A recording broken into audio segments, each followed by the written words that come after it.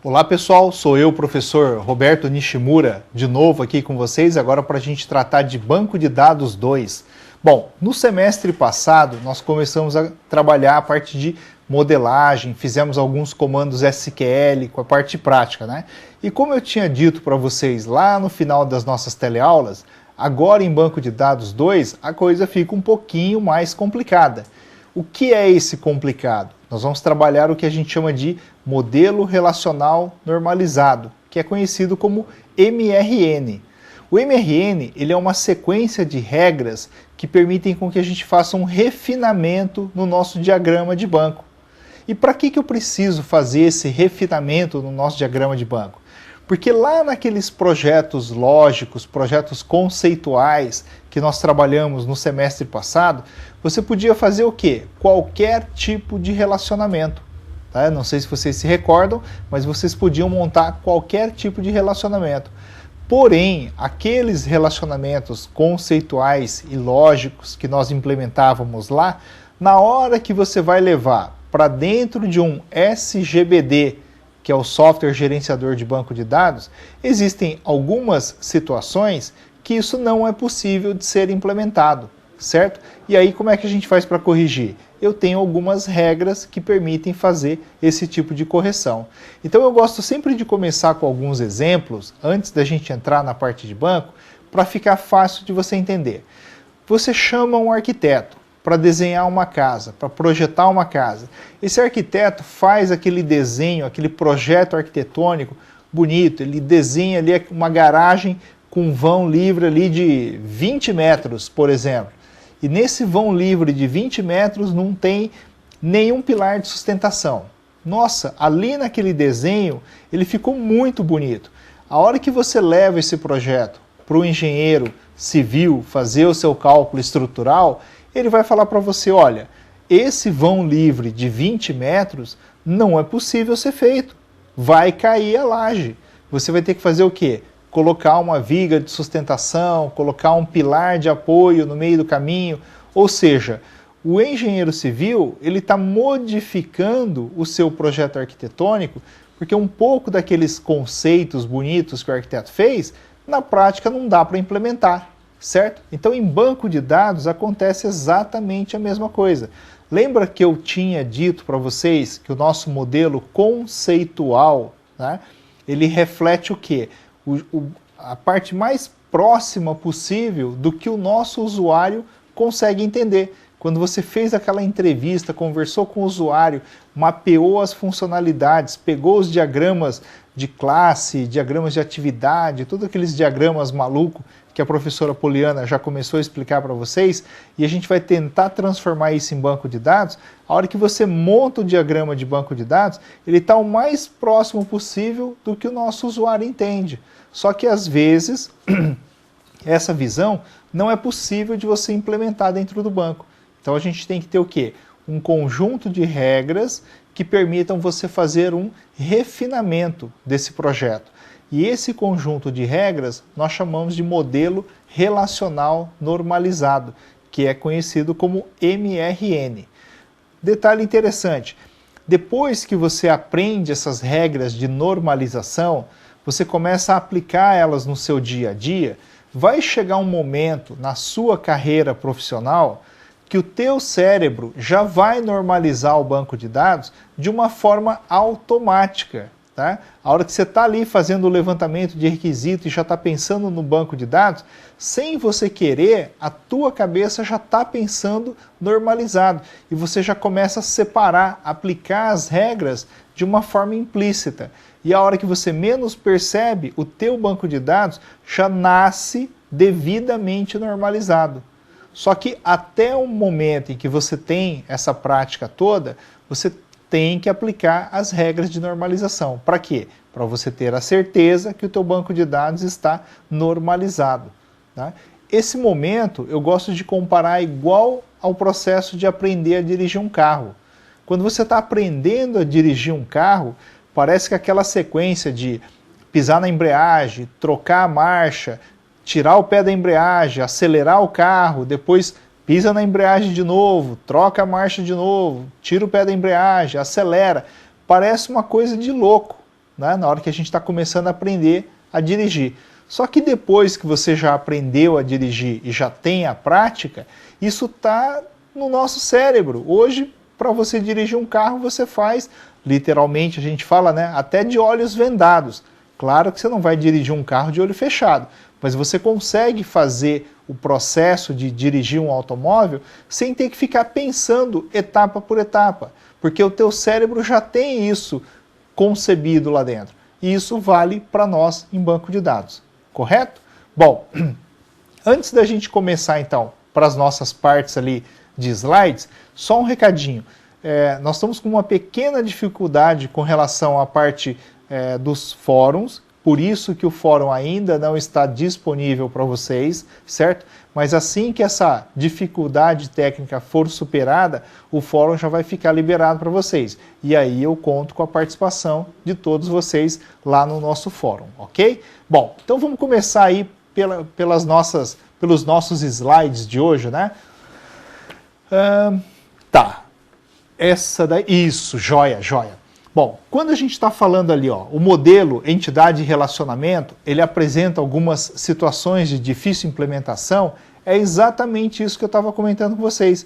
Eu tenho situações que no conceito eu gostaria de fazer e eu posso fazer, só que na hora que eu vou levar para o meu modelo físico, não é possível de implementar, certo? Então essas situaçõezinhas a gente já vai começar a tratar. Por isso que a gente chama do quê? De um processo de normalização, onde eu vou aplicar algumas regras e deixar ele numa forma normal. Bom, vamos para o próximo slide. Essa primeira situação, ela é bem interessante. Deixa eu só dar uma grifada. Vamos pegar aqui a caneta, acho que é a vermelha. Vamos tentar com a vermelha. Quando eu digo para vocês aqui, ó, que relacionamentos de N para N não podem ser implementados na maioria dos bancos de dados de mercado, opa, o que aconteceu com o meu grifo aqui? Sumiu, a gente grifa de novo, joia. Tá? O que isso significa, pessoal? Significa que na maior parte dos relacionamentos que você faz entre as entidades, você vai perceber que a cardinalidade é de N para N, certo? O que é o N para N? Muitos de um lado, muitos do outro lado. Só que na hora que você vai levar esse relacionamento de N para N, não tem nenhum banco de dados de mercado que aceite isso daí. Tá? Se você pegar o Oracle, o SQL Server, o Sybase, o DB2 da IBM, PostgreSQL, MySQL, qualquer software de banco de dados que tem aí no mercado, nenhum deles implementa o relacionamento de N para N, certo? E aí o que você vai ter que fazer? Você vai ter que aplicar regras de normalização dentro dele. Ah, professor, mas não tem nenhum banco, nunca existiu um banco que aceitasse N para N? Já. Antigamente, naquela famosa época dos mainframes, né, os famosos dinossauro, nós tínhamos um software de banco de dados chamado DMS2, certo? Que era da Unisys Corporation, e esse software de banco de dados era o único que aceitava relacionamentos de N para N. Ah, mas como é que ele aceitava? Porque você implementava ele através de comandos e dentro do software de banco de dados ele aplicava as regras de normalização e separava e resolvia o problema para nós. Então aí a gente começa a pensar, né? Você fala, poxa vida, um software da década de 70, da década de 80, era mais evoluído do que um Oracle, do que um SQL Server de hoje em dia. Se nós pensarmos no aspecto de normalização, sim, esse software da década de 70 era mais evoluído que os softwares de hoje.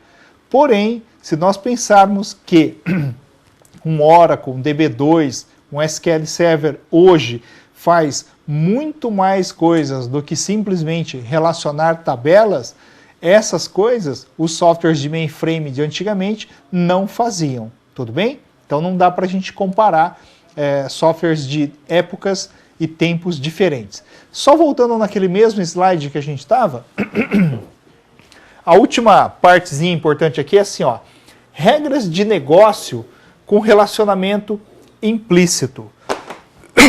O que pode acontecer? eu posso ter situações, né, no relacionamento que eu estou montando e que tenha algumas condições, algumas regras de negócio que eu queira aplicar e que o banco de dados não me permite. Tá? Se eu chegar num cenário, por exemplo, onde eu quero um campo chamado sexo, e esse campo sexo, nós vamos dar 2 valores para ele, M de masculino, F de feminino. Poxa, isso daí é super tranquilo, não tem o que fazer. Qualquer software de banco de dados consegue implementar uma regra dessa.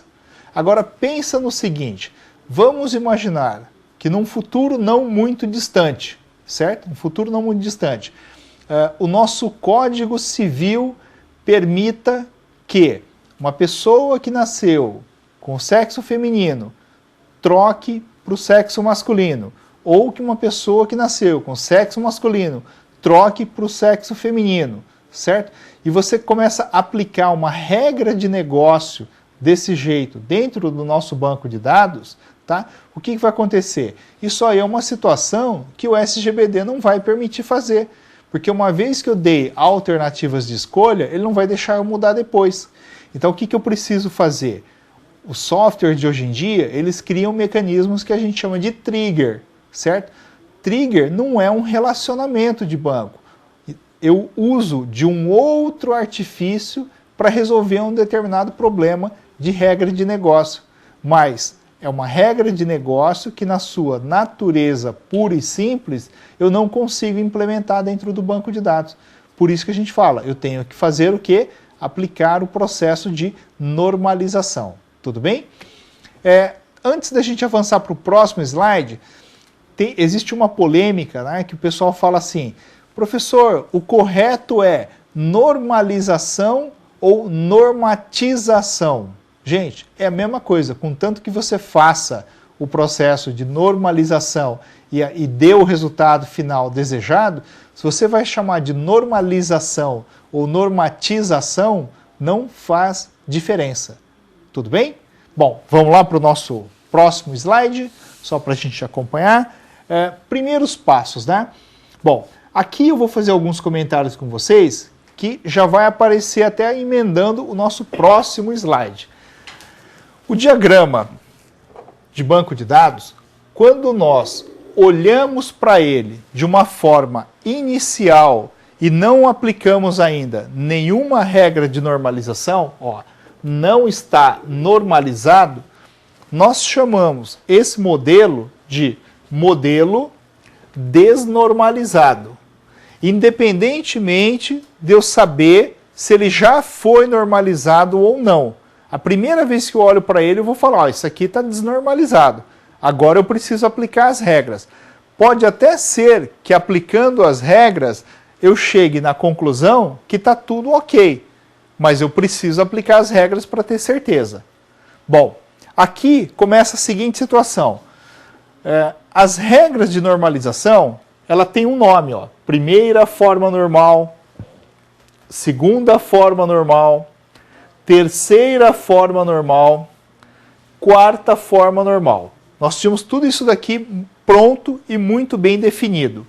Só que alguns pesquisadores, mais especificamente os irmãos Boyce, fizeram algumas pesquisas lá na década de 70, identificaram algumas situações de relacionamento que não estavam contemplados nem na primeira, nem na segunda, nem na terceira, nem na quarta forma normal. E aí precisava se criar uma nova forma normal. Essa forma normal ficou conhecida como Boyce Code. E vinha a seguinte encrenca, aonde eu vou encaixar essa criança, né? Aonde eu vou colocar esse brinquedo aqui? Vamos colocar ela no final e chamar ela de quinta forma normal? Vamos colocar ela entre a segunda e a terceira e chamar ela de 2,5? Não. O que eles decidiram? Primeiro, eu preciso saber em que momento eu preciso aplicar a Boyce Code. Chegaram na conclusão que a Boyce Code deveria ser aplicada aqui, entre a terceira e a quarta. Ou melhor, depois da terceira e antes da quarta. Por que não chamá-la de 3,5? Porque fica esquisito, porque fica estranho.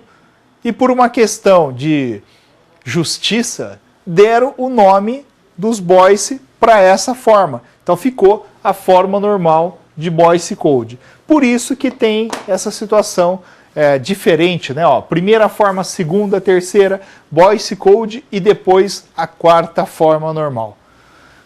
Nada impede que lá no passado o pessoal não trocasse os nomes. A quarta forma normal recebesse o nome de quinta e a Boyce Code com o nome de quarta. Mas aí você já imaginou a confusão que ia dar? Um monte de gente que já conhecia o processo com esse nome, um monte de livro já publicado, e você tem que trocar o nome de tudo isso daí? Não, né? Então deixar o nome ali do Boyce Code. Por favor, pode trocar. O que é importante a gente identificar? O processo é sequencial. Vamos grifar aqui, ó. O processo é sequencial. Ele começa na primeira forma normal, vai para a segunda, da segunda vai para a terceira, da terceira vai para a Boyce Code, da Boyce Code vai para a quarta. Ou seja, quando a gente fala que o processo é sequencial, eu tenho que passar por todas elas. Detalhe importantíssimo, ó, não é possível pular uma forma normal. Não é possível fazer uma forma normal errada e acertar a próxima. Ah, professor, mas o que você está querendo dizer com isso? Estou querendo dizer o seguinte, que se você fez a primeira forma normal e errou, não tem como você fazer a segunda forma normal correta. Porque se você errou a primeira, consequentemente, a segunda já está errado também. Tá? Já está errado também. Eu não posso fazer a primeira forma normal, pular a segunda e vir direto aqui para a terceira forma normal. Não é possível de fazer esse cenário, né? Fazer essa situação. Então, o que a gente precisa entender? Né? O que a gente precisa lembrar? Só precisamos lembrar o seguinte, sempre com aquelas comparações. Para quem já teve o prazer aí de dirigir ou pilotar uma motocicleta, sabe que o câmbio de motocicleta é sequencial, né?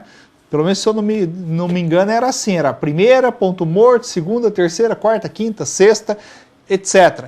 Mas você tinha o quê? As marchas sequenciais. Para você sair da segunda e ir para a quarta, obrigatoriamente você tinha que passar pela terceira.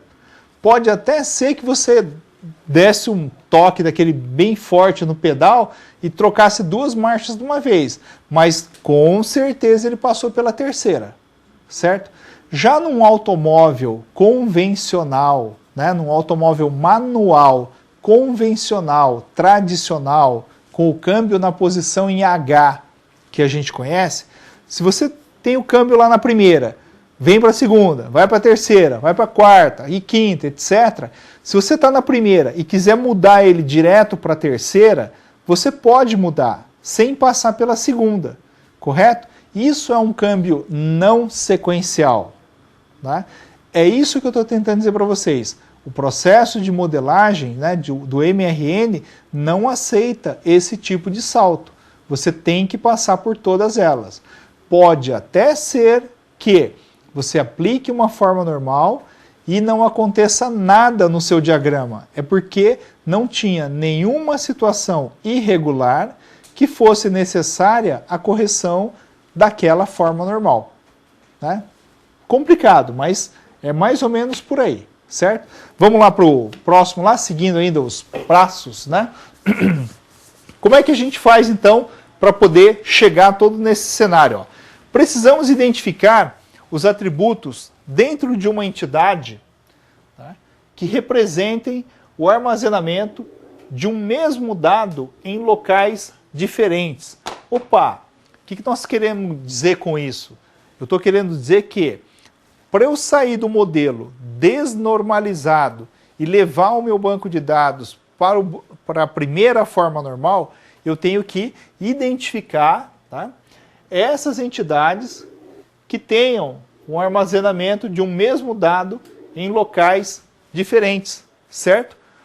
Uma outra forma da gente interpretar, ó, eu tenho que procurar atributos repetidos, ou o que a gente chama de tabelas aninhadas. Né?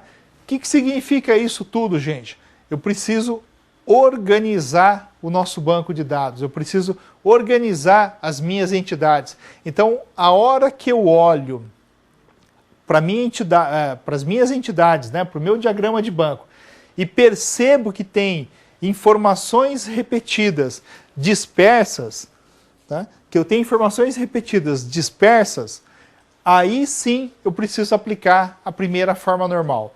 E o que é aplicar essa primeira forma normal? Uma vez que eu identifiquei, eu vou separar, né, os atributos ali, ó, e eu vou transferir ele para uma nova entidade. Quer dizer, eu identifiquei os atributos que estão repetidos, esparramados dentro do meu diagrama de banco, e eu vou reagrupá-los numa nova entidade. Aí eu já começo a separar o quê? Os atributos repetidos. Detalhe para nós importante, ó. Não esquecer que essa nova entidade deve estar relacionada com a entidade de onde você retirou os atributos. Lembra? Ó, pré-requisito básico que nós tínhamos conversado no semestre passado. Eu não posso ter uma entidade dentro do meu diagrama de banco sozinha, sem relacionamento nenhum. Se eu tiver uma entidade sozinha, sem relacionamento, ou o meu diagrama está errado, ou eu puxei essa entidade de um outro diagrama e eu preciso desse dado como uma espécie de apoio, certo? Outra coisa importante, o relacionamento que nasce entre essa entidade que você tinha as informações repetidas e essa entidade nova que você acabou de criar é o que nós chamamos de relacionamento forte. Ah, mas, professor Roberto, por que é um relacionamento forte? Porque na nova entidade que você acabou de criar, ela precisa da sua chave primária. Ela precisa de informações da entidade que você acabou de desmontar, certo? Por favor, pode trocar. Ver se já chegou no desenho. Ainda não. Na entidade nova, tá? Então só dando continuidade ali, ó. Na entidade nova, a chave primária que veio lá da nossa entidade forte, certo? Que eu trouxe do lado de lá, ele vai se tornar aquilo que nós chamamos de chave estrangeira. O que é uma chave estrangeira? Chave estrangeira é a chave primária da entidade forte que foi migrada para a entidade fraca. Com um detalhe que a gente acrescenta aqui, ó, fazendo parte da chave primária da nova entidade fraca. Que loucura, hein? Nossa Senhora! Agora vocês vão me trucidar, certo? Mas por que isso? É para que vocês possam entender que, uma vez que eu estabeleci a primeira forma normal, certo? O relacionamento que você cria é um relacionamento forte. Isso a gente já tinha comentado lá na aula do semestre passado.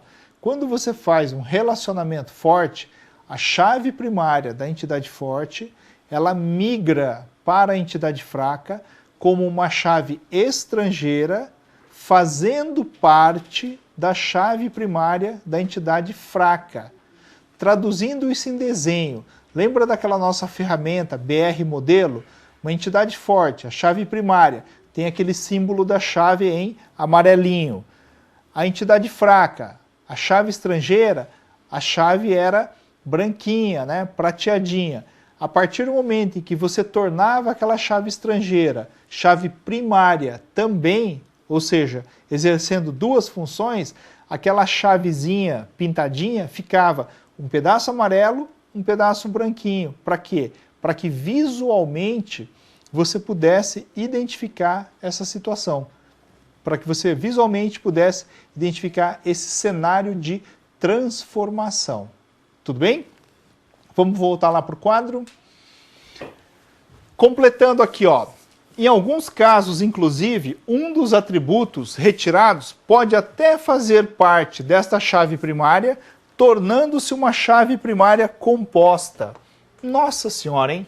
Agora, então, é para a gente complicar mais ainda. O que é que ele está dizendo aqui? Ele está dizendo que, daquele monte de atributos repetidos que nós retiramos da entidade forte e jogamos nessa entidade fraca,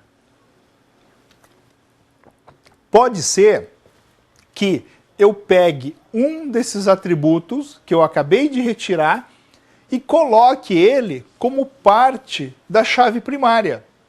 E aí, se a minha chave primária é composta desse atributo que eu acabei de eleger ele, mais um pedaço lá da nossa chave estrangeira que virou chave primária, nós chamamos esta chave primária de chave primária composta. Muita loucura, correto? Deixa eu ver se o próximo já é o desenho. Não, pode trocar, por favor. Como é que eu explico isso tudo para vocês? Eu apliquei para vocês a regra, agora a gente tem que exemplificar. Para exemplificar para vocês, vamos pegar aqui uma entidade chamada nota fiscal. Modelinho bem simples, com os atributos ali, ó. Número da nota, nome do cliente, endereço do cliente, código do produto 1, nome do produto 1, valor do produto 1, código do produto 2, nome do produto 2, valor do produto 2, valor de desconto e valor total da nota. Olhando para esses atributos que nós temos ali na nota fiscal, como é que eu sei quem é repetido, né? Como é que eu consigo perceber o que está repetido? Claro, para o nosso exemplo aqui, o professor colocou numa forma bem descarada, né? De uma forma bem evidente. É claro que só de você olhar você percebe que código de produto 1, código de produto 2 está repetido. Nome de produto 1, nome de produto 2 está repetido. Valor de produto 1, valor de produto 2 também está repetido. Bom, já que eu identifiquei os meus atributos repetidos, o que é que eu preciso fazer? Eu vou pegar tudo isso aqui e vou jogar ele aonde? Numa nova entidade. Por favor, pode trocar que acho que agora tem um desenho. Legal. Bom, nesse desenho aqui, nós precisamos entender o seguinte, ó. Opa! Essa parte aqui é ele original, do jeito que vocês estão vendo, certo? Do jeito que a gente preparou. O que eu fiz? Identifiquei os meus atributos repetidos e vou retirá-los. Quando eu retirei, eu peguei e joguei ele aqui, ó, numa nova entidade. E aqui da minha nota fiscal, certo? Que você pode olhar do lado de cá, esses atributos foram repetidos. O que sobrou? Sobrou ali o número da nota, o nome do cliente, o endereço, o valor de desconto e o valor total da nota. E eu joguei aqui, nessa nova entidade, aquelas informações que eu tinha, que eu acabei de retirar, que eram o código do produto, o nome do produto e o valor do produto. Ó, essas três informações. Como eu tinha dito para vocês, eu tenho que estabelecer um relacionamento. Está aqui o relacionamento, ó. Certo? É um relacionamento forte. Então, a chave primária daqui, ó, vem para cá, ó. Veio para cá. E ele coloca até a palavrinha FK, para eu perceber que é uma chave estrangeira. Uma vez que eu coloquei o meu número de nota fiscal do lado de cá e virou uma chave estrangeira, já resolveu o meu problema. Só que, se eu tiver vários itens aí da minha nota fiscal, o que vai acontecer? O número da nota fiscal é o mesmo. Eu não posso ter, então, somente o número da nota fiscal como chave estrangeira. Eu preciso de quê? Eu preciso de mais informações. Eu escolhi o atributo código do produto para fazer parte da chave primária. Por isso que ele também está em amarelo, certo? Pessoal, tem perguntas? Se tiver pergunta, já pode ir projetando, tá? Aí a gente vai seguindo aí. Bom, desta forma, o que acontece? A nossa nova entidade aqui, ó, chamada item de nota fiscal, ela ficou o quê? Com uma chave primária composta, porque ela tem os atributos código do produto e número da nota fiscal, fazendo parte da nossa chave primária. Por isso que eu havia dito para vocês, torna-se uma chave primária composta. Bom, vamos lá para a nossa primeira pergunta. Pessoal de Palmares, PE Pernambuco, né? Joia. Professor, relacionamentos excessivos podem gerar lentidão no sistema? Vocês vão morrer de rir, mas eu vou responder sim e não. Vamos lá, por quê? Não, porque eu preciso dos relacionamentos dentro do meu diagrama de banco de dados. E sim, porque o simples fato de você ter um relacionamento não significa que do outro lado do relacionamento eu não precise daqueles mecanismos chamados índice, né, que a gente chama de indexação. Só para a gente resumir de uma forma super rápida, tá? O lado onde eu tenho chaves estrangeiras não é automaticamente criado índice para a chave estrangeira. Eu preciso dar o comando create index, tarará, tarará, tarará. Você tem que fazer na mão. O que acontece? Existem softwares de modelagem que fazem isso para você automaticamente. Mas existem softwares que não fazem isso automaticamente. Aí você tem que criar na mão.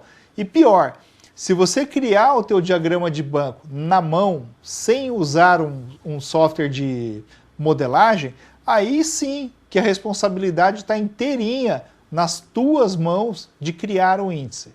Então a lentidão de um sistema, muitas vezes ela está vinculada ao quê? À falta da criação de índice, correto? Outro detalhe também, tem que tomar muito cuidado, que é assim, você cria um índice por CEP, né? Um exemplo, você cria um índice por CEP, e na hora de fazer a pesquisa, você pesquisa pelo número do endereço. Quer dizer, número do endereço não tem nada a ver com o CEP. Como é que você vai usar um índice que está organizado dessa forma se a tua pesquisa não atende a esse cenário? Vamos fazer uma comparação grosseira, certo? Talvez o pessoal que é um pouquinho mais veterano, né, que tem um pouquinho mais dos 20 e poucos anos aí, vamos colocar aí próximo dos 30, já deve ter ouvido falar num negocinho que nós chamávamos de lista telefônica. Tá? A lista telefônica, aquela impressa em papel, que dependendo da cidade podia ser fininho, podia ser grossinha. Se você fosse em São Paulo, então a lista telefônica não era um volume, era vários volumes diferentes. A lista telefônica, ela era classificada de que forma? Ela era indexada ou organizada pelo sobrenome, depois o nome. Aí você tinha o endereço e o número do telefone do assinante. Toda vez que eu quisesse pesquisar alguém, eu tinha que saber o sobrenome da pessoa. Se eu não soubesse o sobrenome, não tinha como achar. Então você falava assim, poxa vida, conheci aquela menina na balada ontem à noite. Pô, eu vou ter que ficar perguntando o sobrenome dela? Vai, porque só pelo nome você não ia achar, cara, na lista telefônica. Pior ainda, né? Você conheceu a menina na balada, levou ela embora e ela te deu um nome, mas você não tem certeza que o nome era aquele. Mas você estava sóbrio e lembra do endereço onde você deixou ela. Como é que se pesquisava isso na lista telefônica? Não tinha como. Em algumas cidades existia uma lista telefônica que era organizada por endereço. Correto, Antônio? Né? Ó, tô pedindo ajuda aqui para o nosso tradutor aqui. Então você tinha uma segunda lista telefônica que estava organizada pelo endereço. Aí você ia lá pelo endereço e procurava, certo? Então o que eu quero dizer com isso para vocês? Que a ausência desses mecanismos de indexação é que podem causar a lentidão no seu sistema. Vamos seguir em frente. Ilhéus, Não seria melhor que a nota fiscal tivesse código de produto como chave estrangeira? Respondendo para vocês, especificamente para o nosso exemplo, tá? Para o nosso exemplo, lá na nota fiscal, eu não vou colocar um código de produto como chave estrangeira, porque isso significaria o quê? Que a entidade produto é a entidade forte e a nota fiscal é a entidade fraca. E não é isso, né? Tá? Uma nota fiscal, ela depende do quê? Do produto. Só que o produto não depende da nota. Então a gente tem que tomar um pouquinho cuidado com esse negócio de regras de negócio aí. Tudo bem? Vamos lá. Alexandre de... Ah, tá. É só o nome da pessoa. Alexandre de Sá Freire. Eu achei que o Freire aqui fosse o nome da cidade. Alguns alunos não entenderam direito por que a chave da entidade fraca é composta. Então vamos lá, vamos tentar explicar aqui. Ó. Até me posicionei melhor aqui. Ó. A partir do momento em que eu retirei aqueles atributos repetidos lá da nota fiscal e levei eles para uma nova entidade, eu tenho a nota fiscal de um lado e aqueles atributos do outro. Primeiro, aqueles atributos do outro lado é uma entidade que ainda não tem nome, certo? Mas o que é que eu retirei da nota fiscal? Eu retirei o código do produto, o nome do produto, vou só olhar aqui o meu desenho aqui. O código do produto, o nome do produto e o valor do produto. Se eu retirei essas três informações da nota que estavam repetidos, algo me diz que essa entidade nova deveria ser produto. Até aí tudo bem, certo? Porém, se eu retirei esses produtos lá de dentro da minha nota, e não era um único produto, eram vários produtos diferentes ali, esses produtos representam o que dentro da minha nota fiscal? Eles representam para mim o item da nota. Por isso que eu chamei ele de item de nota fiscal. Beleza. Vamos pegar agora esse item de nota fiscal. Eu tinha três atributos lá. Código do produto, nome do produto, valor do produto. Aí o que acontece? A regra me diz que a chave primária da entidade forte de nota fiscal, número da nota, vai como uma chave estrangeira lá para a entidade fraca.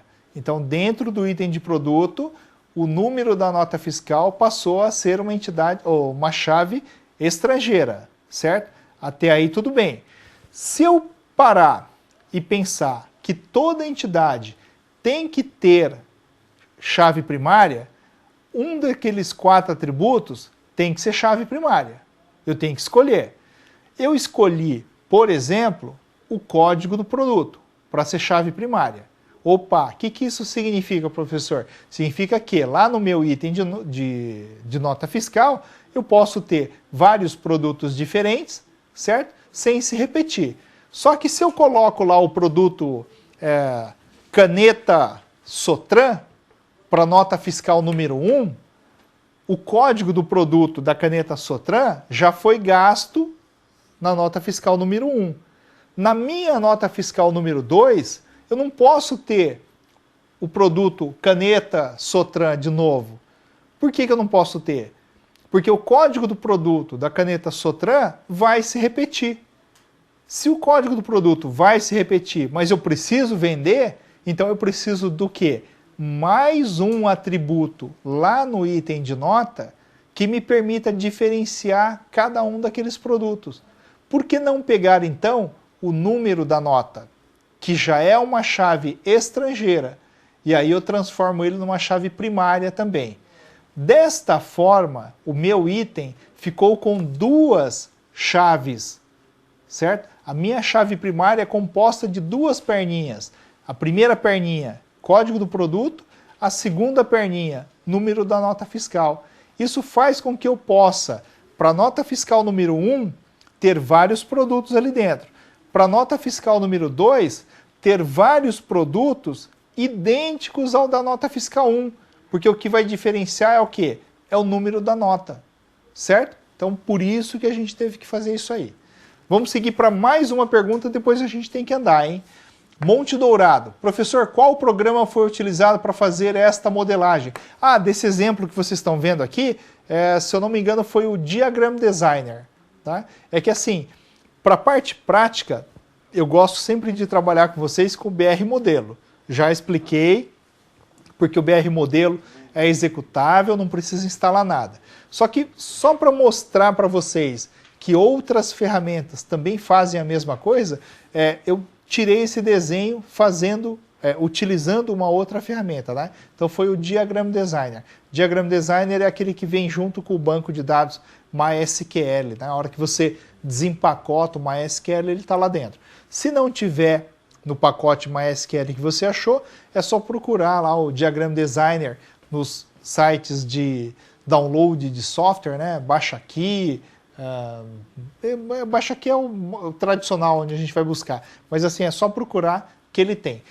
Qual que é a parte chata desses outros aí? É que você tem que instalar, aí tem que saber se é compatível com o teu Windows 7, com o teu Windows 8, se é 32 bits, 64 bits, etc. Aí vira aquela confusão danada. Então, para evitar essa situação, eu sempre uso lá o BR Modelo. Bom, vamos seguir em frente, gente? Beleza, colocamos o nosso banco de dados, então, agora na primeira forma normal. Para que eu siga em frente para a segunda forma normal, eu preciso que vocês entendam o que a gente chama de dependência funcional. Vamos dar uma olhada no quadro?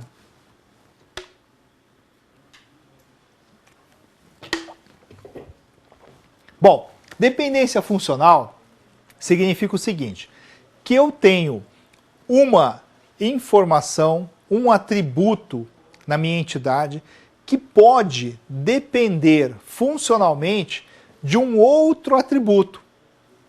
Para que eu possa explicar isso para vocês, a gente vai falar assim, ó, eu tenho um atributo A e um atributo B, e a gente precisa compreender se existe dependência funcional entre esses atributos. Por favor, pode trocar. Quando que a dependência funcional acontece? Ela ocorre quando um registro da minha tabela tem um determinado valor para o A e eu tenho um outro valor para o B. Até aí, normal, tranquilo. Como é que a gente vai dizer que existe dependência funcional? Quando? Se num novo registro dessa tabela que eu estou falando para vocês, o valor de A aparecer de novo. Aparecendo esse valor de A, obrigatoriamente, o valor de B também vai se repetir. Falando desta forma, vocês vão dizer que eu estou ficando louco, certo? Mas a gente não está ficando louco, né? Nós precisamos explicar para vocês. Por favor, pode trocar? Como é que a gente vai exemplificar? Vamos mostrar para vocês com dois atributos. Tenho aqui o meu atributo A, tenho aqui o meu atributo B. Supondo que o atributo A represente o nome e o atributo B represente o cargo. Facinho de entender, né? Os conteúdos eu tenho aqui para o nome João, José, Paulo. Cargo, contador, vendedor e analista.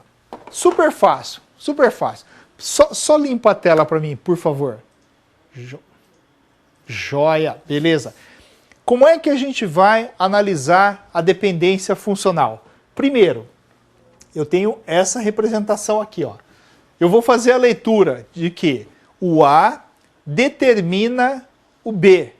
Ou vou fazer a leitura que o B depende funcionalmente do A. Tudo bem, isso é leitura. Agora, como é que eu vou saber se realmente existe a dependência funcional? Vamos pensar assim, ó. Eu tenho um registro da minha tabela que aparece o nome João. O nome João, ele tem o cargo contador. Veja que eu já tenho os valores para A e para B.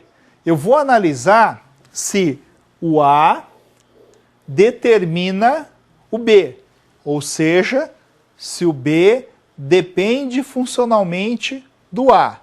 Como é que eu vou fazer isso? Vou perguntar para vocês. Se aparecer mais um João, de novo na tabela, o cargo do cara tem que ser contador ou não? Boa pergunta. Como é que você vai responder? Se eu responder assim, ó, se aparecer mais um João, o cara tem que ser contador. Isso é uma regra de negócio. Se eu disser desta forma, significa que o A determina o B, certo? Significa que o B depende funcionalmente do A. Vamos traduzir? Nome determina cargo. Cargo depende funcionalmente do nome, certo? Mas não fica muito esquisito eu falar assim, poxa, quer dizer então que se eu contratar mais um José, o cara tem que ser vendedor? E se eu contratar mais um Paulo, o cara tem que ser analista? Isso mesmo, você está dizendo que ele depende funcionalmente. Agora, lógico, se a gente estiver pensando já na nossa vida real, você vai falar para mim, cara, João, que é contador, se eu tiver outro João, ele pode ser vendedor. Eu não posso limitar um cargo ao nome de uma pessoa. Você já pensou se o Santos chega para nós e fala assim, ó, a partir de agora todo atacante tem que chamar Neymar? Não estão ferrados, né? Quer dizer, não vai dar certo, né? Não é dessa forma. Perceba, né, que o que é que vai determinar para a gente se existe a dependência funcional ou não? É a regra de negócio. E aonde é que eu identifico as regras de negócio? Lá no seu levantamento de requisitos, engenharia de software, professora Poliana, que comentou com vocês no semestre passado, e que neste semestre o professor Anderson vai dar continuidade. Por isso que a gente fala, em banco de dados, a gente não inventa nada, eu simplesmente aplico aquilo que foi identificado, certo? Através do levantamento de requisitos. Lembra, nós usávamos o texto chamado descrição textual narrativa. O que era descrição textual narrativa? Aquele momento que o analista foi lá, entrevistou o usuário, perguntou um monte de coisa e foi anotando no papel. Esse anotar no papel é o quê? Regras de negócio, certo? E se eu não tiver as regras de negócio, eu não consigo determinar o que é dependente funcionalmente ou não. Né? Não pode sair da minha cabeça, eu acho que é. Eu não acho nada, eu tenho que ter certeza. Para eu ter certeza, eu tenho que ter o quê? Levantamento de requisitos na mão. Vamos seguir em frente, voltando ao quadro. Não, pode trocar. Aqui a gente acabou já de comentar com vocês, né? Ó, sempre que aparecer o nome João, o cargo tem que ser contador? Aí vem a pergunta, ó. Se a resposta for sim, existe uma dependência funcional. Se a resposta for não, é porque não existe a dependência funcional. Por favor, pode trocar? Joia! Para que eu expliquei isso tudo para vocês? Porque a segunda forma normal, ela depende desse conhecimento teu de dependência funcional. Ó, vamos seguir? Uma tabela, para estar na segunda forma normal, não pode conter dependência funcional. Pronto, matou. Só de ler essa frase, se você não sabe o que é uma dependência funcional, como é que você vai verificar se ele já está na segunda forma normal ou não? Então, precisa conhecer. Detalhe, essa dependência funcional é entre os seus atributos não chave com partes da tua chave primária. Olha a confusão começando. Eu estou mexendo o quê? Eu tenho que identificar na minha entidade quem é atributo chave primária e quem é atributo normal. E eu vou analisar se os meus atributos normais realmente dependem da chave primária. Aliás, depende de partes da chave primária. Vamos seguir? Antes de mais nada, peraí. Uma tabela que está na primeira forma normal e possui chave primária simples. O que é uma chave primária simples? É aquela chave primária composta por um único campo. O que é uma chave primária composta? É aquela chave primária que tem 2 ou mais atributos. Resumindo, se a tabela, né, tem chave primária simples, automaticamente ela já está na segunda forma normal. Eu não preciso fazer nada nela. Porque se ela tem chave primária simples, não tem como você analisar dependência funcional parcial da chave. Pode trocar? Vamos para o nosso exemplo. Bom, antes que vocês comentem sobre o nosso exemplo, de novo, exemplo é exemplo. Não significa que na vida real, uma entidade chamada reserva de filme, eu faria desta forma. Mas eu preciso ter o quê? Um exemplo que vocês possam entender a necessidade da aplicação, da normalização, e aí a gente segue em frente. Eu tenho uma entidade, então, chamada reserva filme. E nessa nossa entidade eu tenho os atributos número da reserva e código do filme, como chave primária composta. E os atributos data da reserva, data de locação do filme, nome do filme, código do cliente e nome do cliente. O que eu preciso analisar? Eu preciso analisar cada um desses atributos aqui, ó, que são os atributos não chave. Eu preciso analisar se eles dependem funcionalmente de pedaços da minha chave primária. Eu tenho que analisar um por um, certo? E como é que eu vou fazer essa análise? Eu peguei alguns exemplos aqui, ó. Número da reserva determina para mim a data da reserva? Número da reserva determina para mim o nome do filme? Código do filme determina para mim o nome do filme? Vamos analisar isso aqui? Vamos pensar o seguinte, ó. Número da reserva, 1. Data da reserva, 20/8. Hoje. Se eu tiver nessa minha tabela aqui um outro número de reserva, 1. A data tem que ser 20/8 ou não? Se você falar que tem que ser, é porque o número da reserva determina a data da reserva. Se você falar que não, é porque não existe dependência funcional. Tranquilo.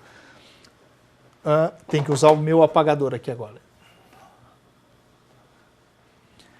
Se eu pegar aqui, ó, número da reserva 1, nome do filme. Deixa eu pensar num filme bem curto aqui, ó, Batman. Bem facinho de escrever. Tá? Batman. Se eu olhar para minha tabela reserva de filme e encontrar um outro número de reserva 1, o filme tem que ser o Batman ou não? Se você falar para mim que tem que ser o Batman, é porque o número da reserva determina o nome do filme. Se você falar para mim que não, é porque não tem essa dependência. Certo? Tudo bem? E aí vocês vão tirando a sua conclusão. Lembrando que eu não expliquei nenhuma regra de negócio e a gente está partindo do princípio que essa regra de negócio desse nosso modelo aqui é uma regra de negócio conhecida. Bom, eu tenho o código do filme aqui, ó, X14. E o nome do filme, Batman. Se eu tiver na minha reserva de filme um outro X14, a pergunta é, o nome do filme tem que ser Batman ou não? Se eu estou falando que o código do filme é X14 e o nome do filme é Batman, ficaria muito estranho se eu tivesse um outro X14 com o nome de filme Superman, né? Nossa, agora que eu reparei, estou escrevendo Batman aqui, está cortando a cabeça do Antônio. Meu Deus do céu. Bom, o que vocês concluem? Que o código do filme, sim, esse sim determina o nome do filme. Ah, então eu identifiquei o quê? Uma dependência funcional e é assim que você tem que fazer. Vamos trocar? Que acho que agora vai na imagem, né? Deixa eu ver. Aqui eu só estava fazendo as outras perguntas. Pode trocar, vamos já lá na imagem. Ó, aqui a gente já começa a olhar. Está aqui a minha entidade reserva de filme, certo? Com essas informações. Faço o questionamento das dependências funcionais. Aparecendo a dependência funcional, o que eu faço?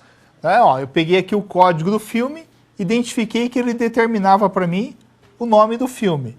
O que eu tenho que fazer? Retirá-lo e jogá-lo numa nova entidade.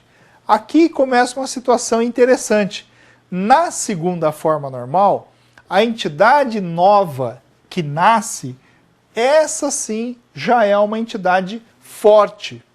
Se eu tenho uma entidade forte que nasce aqui na segunda forma normal, ao eu manter o meu relacionamento entre essas duas entidades, o que acontece com a chave primária da minha entidade forte? Ela é doada como uma chave estrangeira para a minha entidade fraca, fazendo parte da chave primária da minha entidade fraca. Veja que aqui no original, o código do filme também fazia parte da chave primária. Por isso que ele não pode perder essa característica, certo? Analisando por esse ponto, fica fácil de eu entender que relacionamentos de N para N são resolvidos aplicando-se a primeira e a segunda forma normal. Por isso que as pessoas falam, tem um relacionamento de N para N, cria uma entidade associativa no meio dessas duas entidades, puxa-se as chaves primárias das duas entidades participantes, coloquem nessa entidade associativa como chave estrangeira e primária ao mesmo tempo. Tá? Então, quando as pessoas falam isso para você, não é que simplesmente eles inventaram uma regra nova, é que simplesmente aplicando-se a primeira forma e a segunda forma, chega-se a essa conclusão. Correto? Vamos lá para a sessão de perguntas. Nossa Senhora, agora é o professor tentando ler, hein? Vamos lá. Itabuna. Prezado professor, a turma está questionando quando eles vão trabalhar com um SGBD, ou seja, ter prática com a linguagem SQL, já que a aula de hoje é só na teoria. Bom, vamos lá, hein? Vamos por partes. Lembra que no semestre passado nós tivemos o nosso seminário. O seminário foi prático, hein? Certo? Vamos lá. Agora, nesse semestre agora, nós temos 4 teleaulas. Hoje é só teoria. Semana que vem, nós vamos falar de banco de dados distribuído. É só teoria. A aula do dia 3, se eu não me engano, de setembro, que é a nossa terceira teleaula, 100% prático. A nossa quarta teleaula, 100% prático. Ou seja, eu dividi para que as 2 primeiras teleaulas eu pudesse aplicar os conceitos para vocês e as 2 últimas teleaulas nós fizéssemos 100% prática.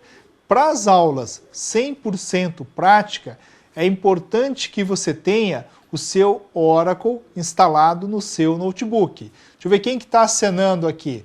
Professor Anderson está acenando, o outro eu não estou enxergando direito. Aqui é muito cabelo na testa, né? Muito cabelo na testa, não está refletindo. É o professor Márcio. Tá? Então está o professor Anderson, o professor Márcio aqui, os dois aqui fazendo um tchauzinho, um está mandando beijinho, outro está mandando abraço para todo mundo. Mas assim, ó, voltando, as 2 últimas teleaulas elas serão 100% práticas. Daí a importância de você ter o software Oracle instalado no seu notebook, no seu microcomputador, aí no seu polo. Porque se você não tiver ele instalado, o que vai acontecer? Você vai ver a teleaula comigo e não vai conseguir fazer o exercício. Né? Aí que está a parte chata. Tá? Uma perguntinha que pode acontecer.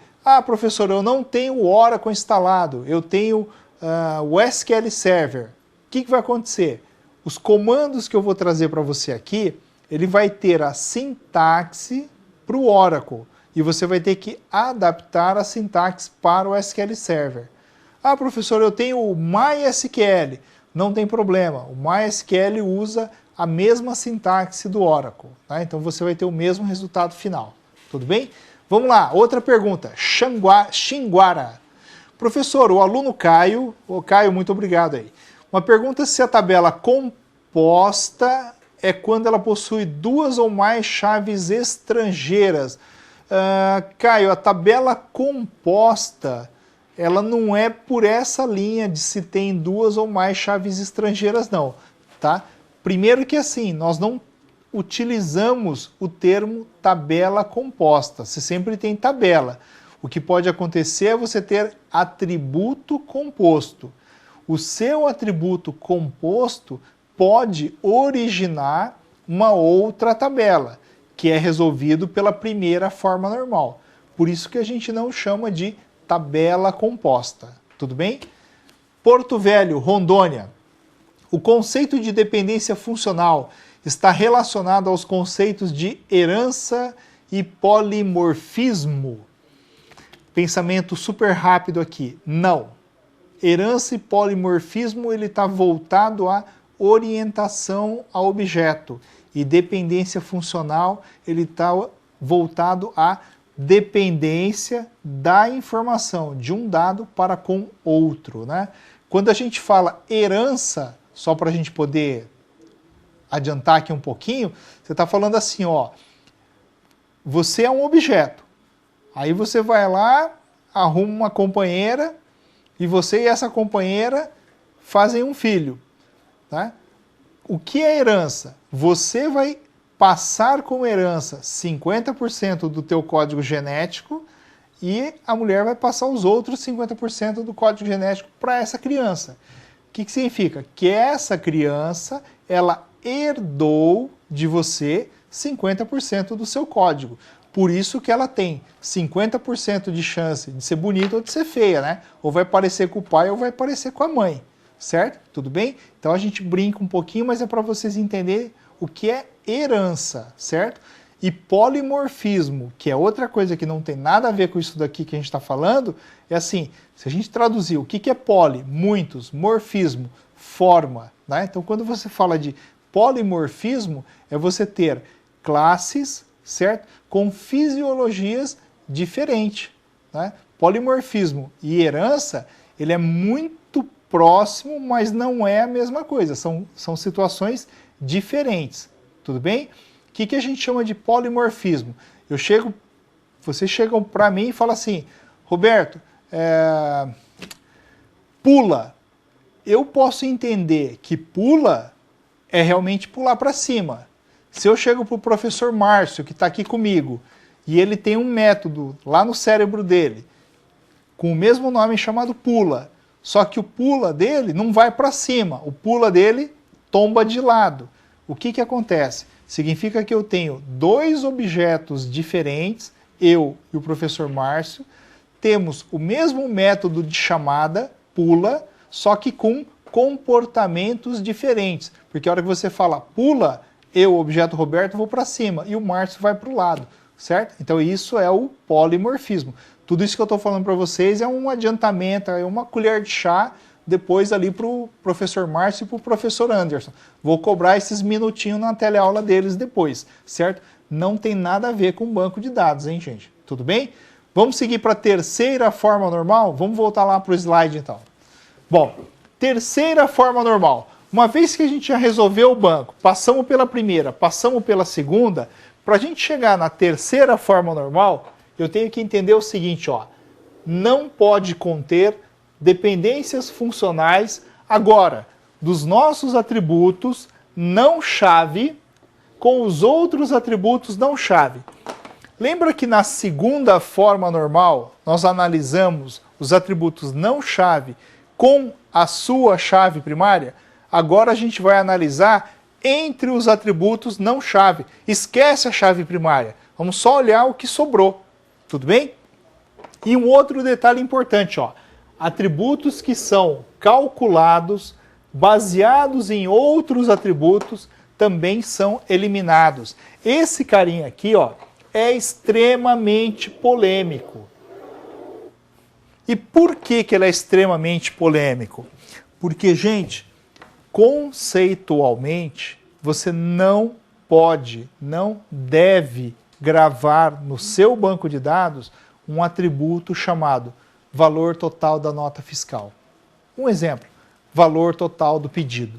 Não pode, isso é um crime, conceitualmente falando.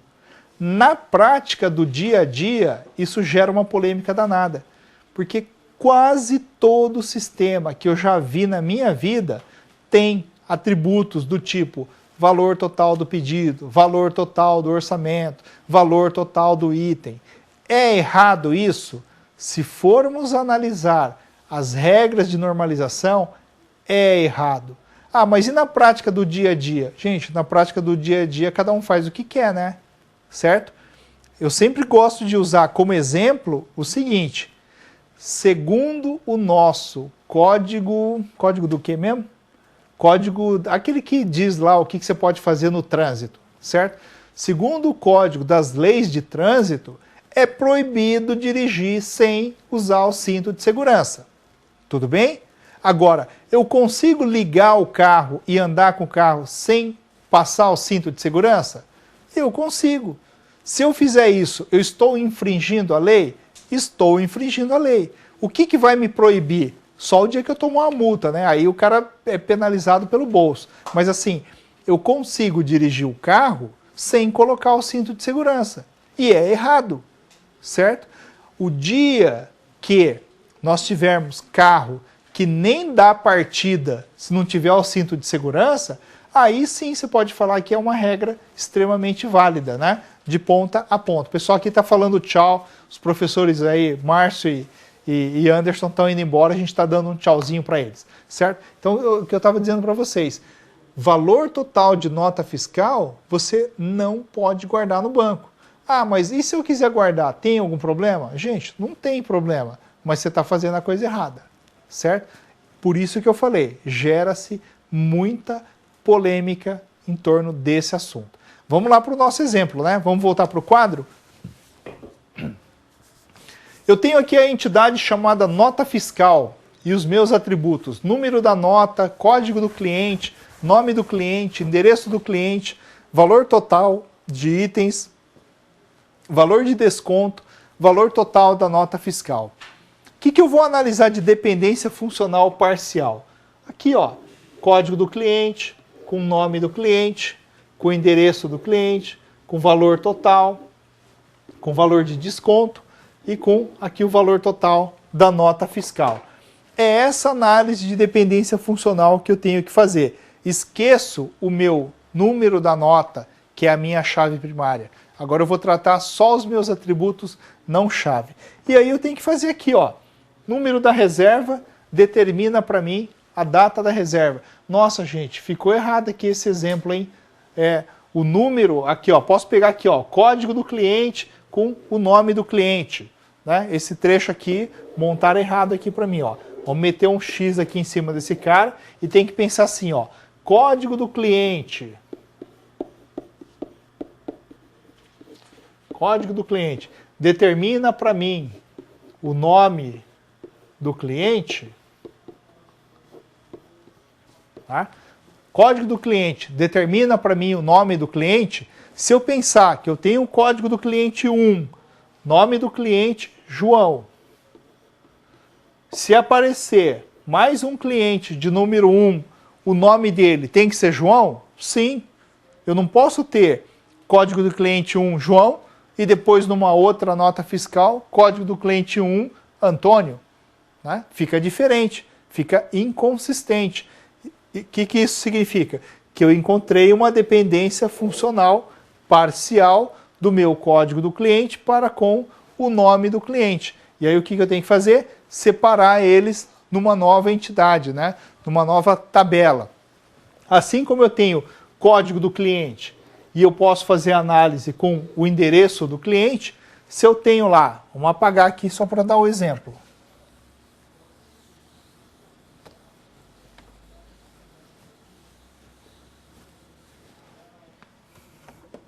Eu tenho aqui, ó, endereço do cliente. eu tenho aqui o cliente 1, o endereço, Avenida Londrina, certo? Se eu tenho o código do cliente 1 de novo, o endereço dele tem que ser Avenida Londrina. Ele não pode ter o mesmo código em endereços diferentes. Isso significa que o código do cliente também determina para mim o endereço do meu cliente. Afinal de contas, o meu cliente, a princípio, não pode ter 2 ou mais endereços diferentes ao mesmo tempo, certo? E aí eu tenho que fazer essa análise entre todos os atributos. E o porquê que nós colocamos aqui esse valor total de item, valor de desconto e o valor total da nota? É para que eu possa mostrar para vocês que o valor total de itens e o valor de desconto, a hora que eu faço uma continha entre eles, eu chego no meu valor total de nota. O que isso significa? Significa que o valor total de nota, ele é um atributo calculado através de 2 outros valores que eu tenho aqui. Tudo bem?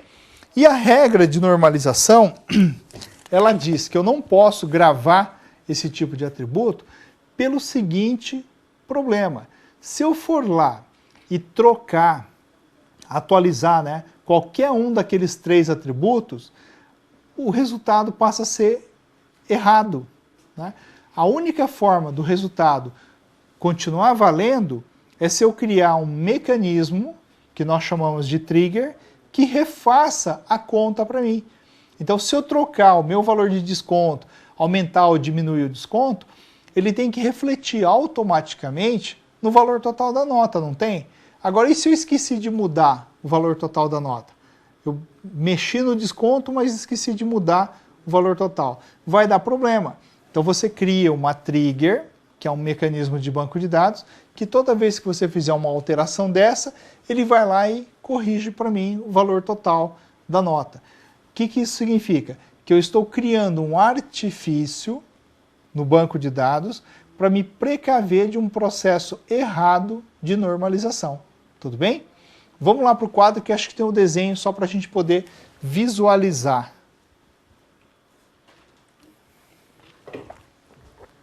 Olhando esse nosso desenho, também fica fácil de nós compreendermos que aqui na minha nota fiscal, nós identificamos o código do cliente, o nome do cliente e o endereço do cliente.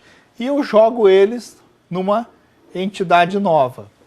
Nessa entidade nova, eu tenho que manter um relacionamento com a entidade de onde eu tirei as informações. Então tá aqui, ó. Tá? A terceira forma normal, ele cria sempre relacionamentos fracos. O que é relacionamento fraco? É onde a chave primária da minha entidade forte, ela é simplesmente uma chave estrangeira do meu lado fraco. Ela não faz parte da chave primária da entidade fraca, da entidade originária das informações. E só para completar o exemplo aqui, ó, desses 3 atributos que eu coloquei para vocês, o valor total era o valor calculado. Então eu devo retirar ele daqui, perceba que ele não aparece, mas eu mantive o valor total de itens e o valor de desconto. E o valor total da nota é o resultado, né, do cálculo aí entre essas 2 entidades. Nossa, agora vamos fazer aqui um exercício de leitura. Pode deixar assim, não tem problema não.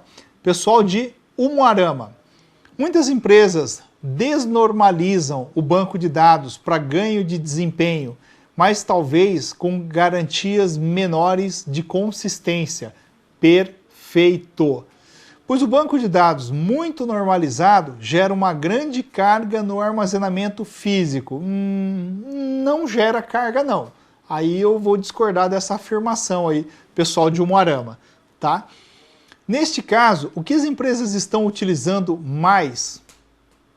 Bom, o que acontece muito na prática é assim, independente do banco de dados estar devidamente normalizado ou pessimamente normalizado, o crescimento no volume de informações faz com que, passado o tempo, o banco de dados comece a apresentar um desempenho ruim, que é o famoso tempo de resposta, né? O famoso talento.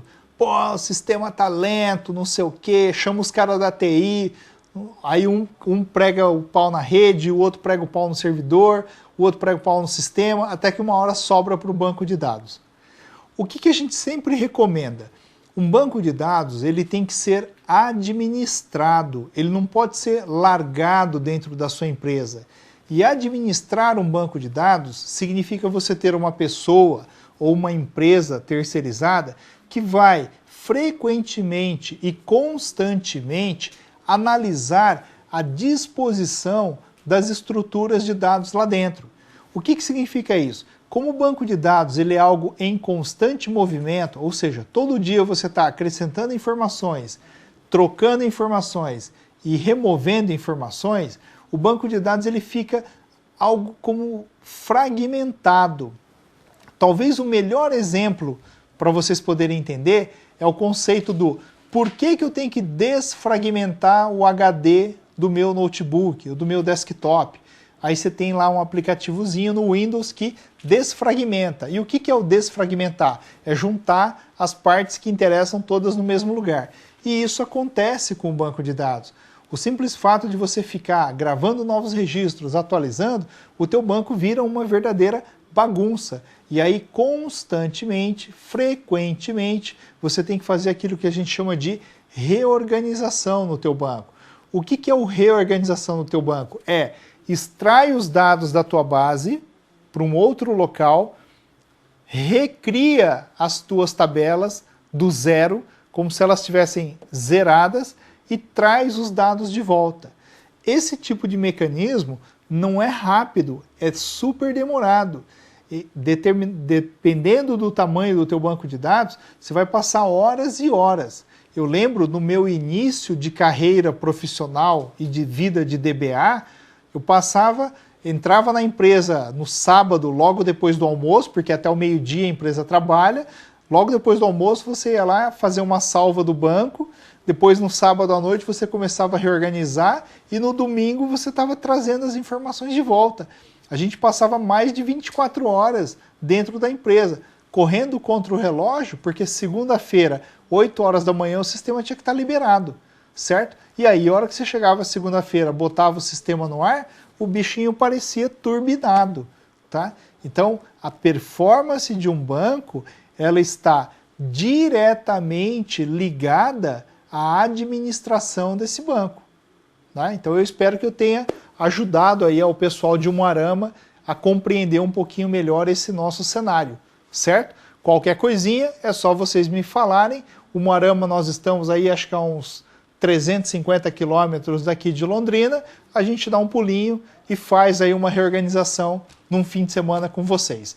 Vamos seguir em frente, senão a gente não consegue chegar lá no nosso prazo final aqui, ó. Bom, se o nosso diagrama, né, continha apenas relacionamentos binários, opa! O que são relacionamentos binários? Aqueles relacionamentos assim, ó.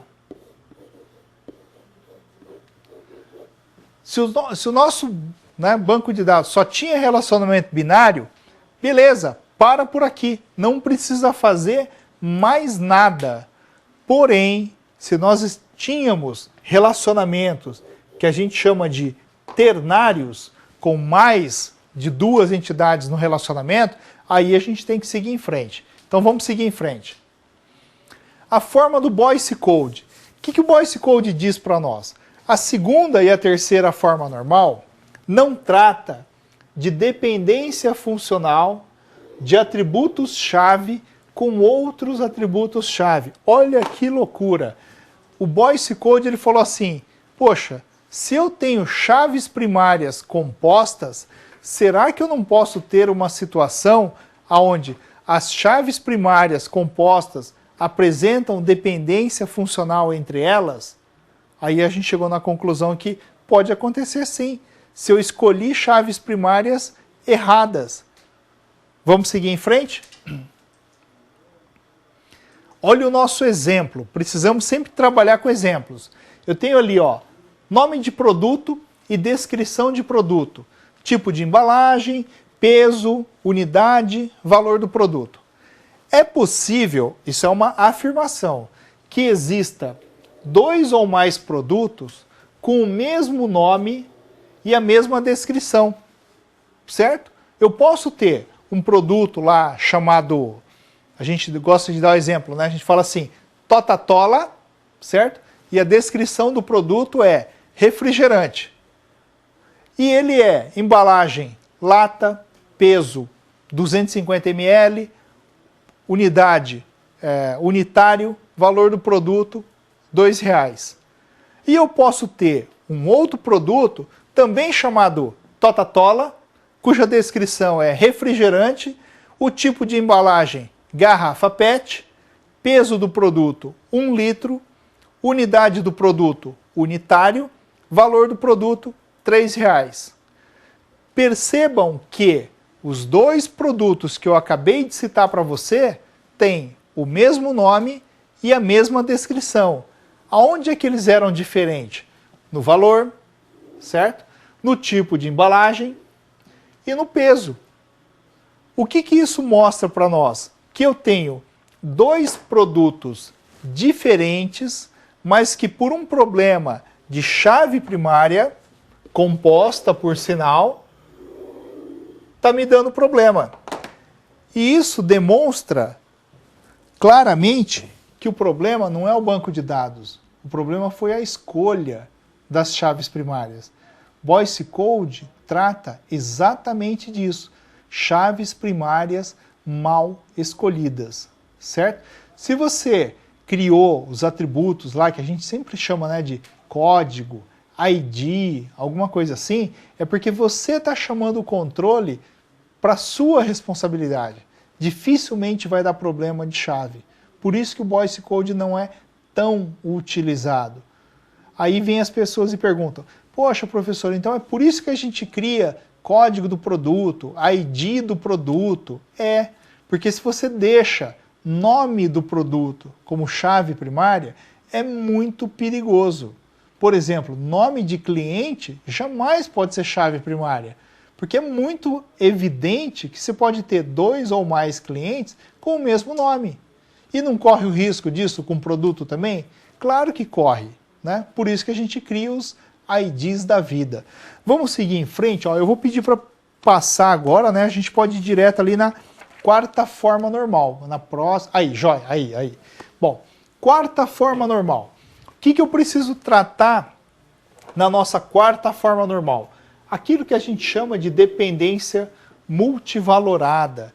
A dependência multivalorada é exatamente o relacionamento entre 3 ou mais entidades. É o que a gente chama de relacionamento enário. Então vamos colocar o exemplo aqui, ó. Curso, professor e o livro. Tá aqui, ó. Opa, o que aconteceu com o nosso desenho? Aí, ó, tá aí, ó. Tá aí um relacionamento ternário. E o que eu preciso fazer? Eu preciso desmontar o relacionamento ternário em vários relacionamentos binários. Pode passar? Isso aí. A hora que eu paro para pensar, já que eu vou desmontar esse relacionamento ternário em vários relacionamentos binários, eu preciso pensar que jeito que eu vou desmontar. Vamos analisar algumas frases? Um curso pode ter vários professores com vários livros. Um professor leciona em vários cursos com vários livros. Um livro é utilizado por vários professores em vários cursos. Olha que confusão. Por isso que eu preciso do relacionamento ternário. Mas como o nosso banco de dados não consegue implementar o relacionamento ternário, eu preciso desmembrar isso aí em relacionamentos binários. Não pode mudar. E como é que eu faço isso? Eu tenho que escolher quais são os relacionamentos mais importantes.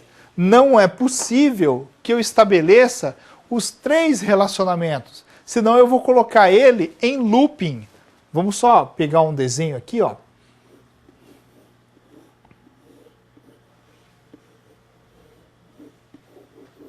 De novo, né? Tá aqui, ó. Eu preciso desmontar eles em relacionamentos binários. E eu não posso fazer todos. Porque se eu mantiver todos,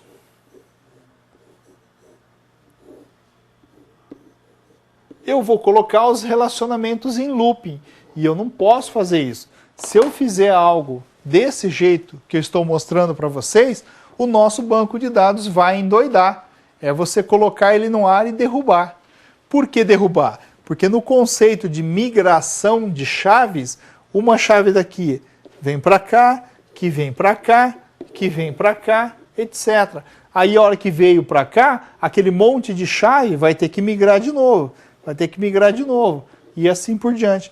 Então, esse tipo de implementação não é nem possível de você dar comandos para fazer isso. O banco de dados já bloqueia, né? Ele tem mecanismos ali que ele não deixa você fazer isso.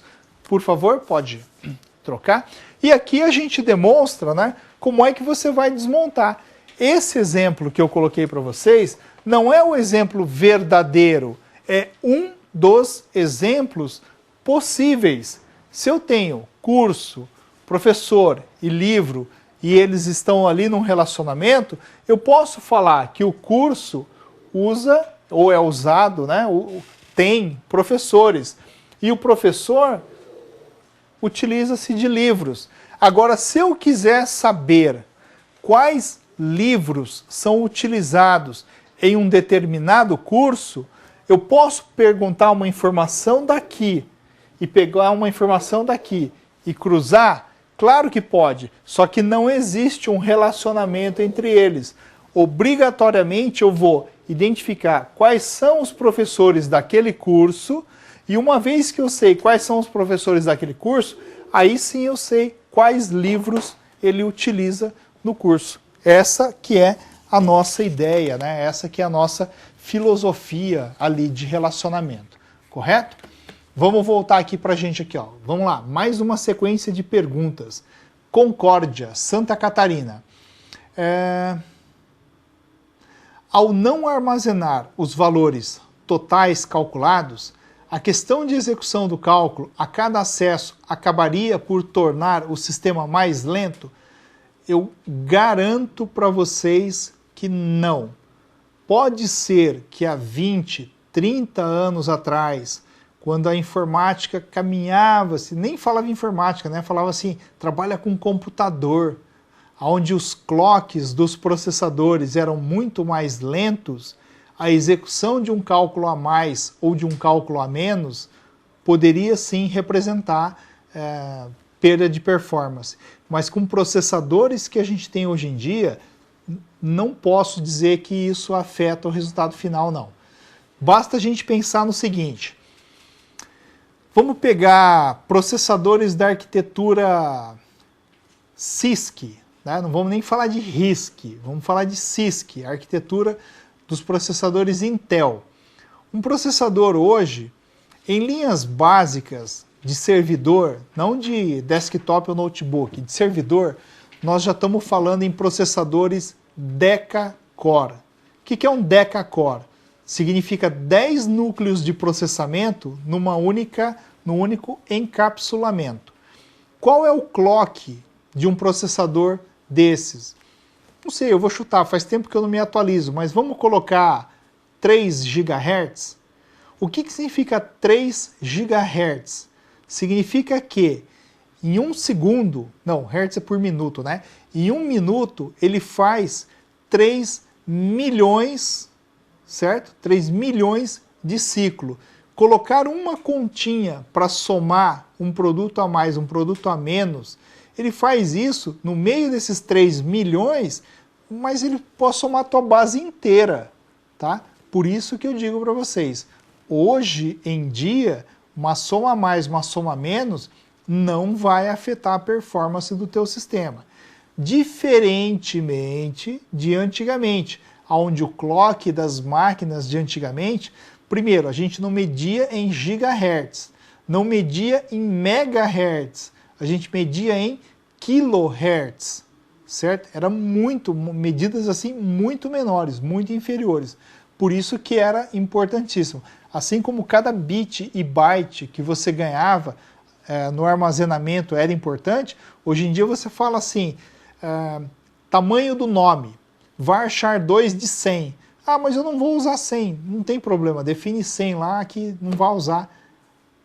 Ele aproveita aquilo que ele precisar e o resto ele despreza, certo? Antigamente não, você tinha que falar assim, nossa, varchar 2 de 100, ele vai reservar 100 bytes. Pô, se o cara chamar Ivo Sá, me ferrei, né? Ele gastou 6 bytes só, perdi 94 bytes num registro.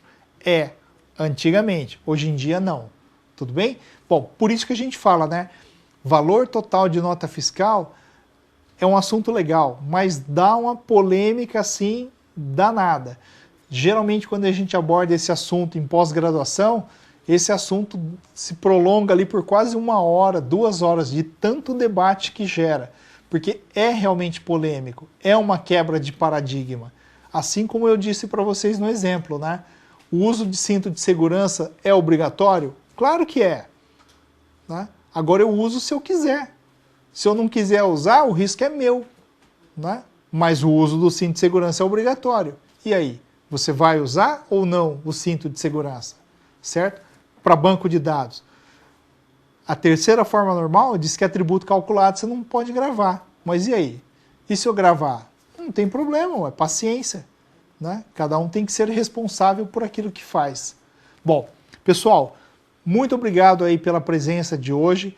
Com certeza já deu para vocês perceber que banco de dados 2 é mais pesado do que foi banco de dados 1, certo?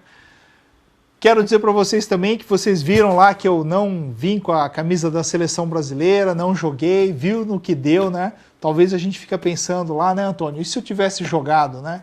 Se eu tivesse jogado, em vez de perder de 7, tinha perdido de 20. Né? O desastre seria muito maior. Por isso que eu gosto de vir aqui trabalhar banco de dados com vocês. Pessoal, nos encontramos aí na aula atividade. Até daqui a pouco.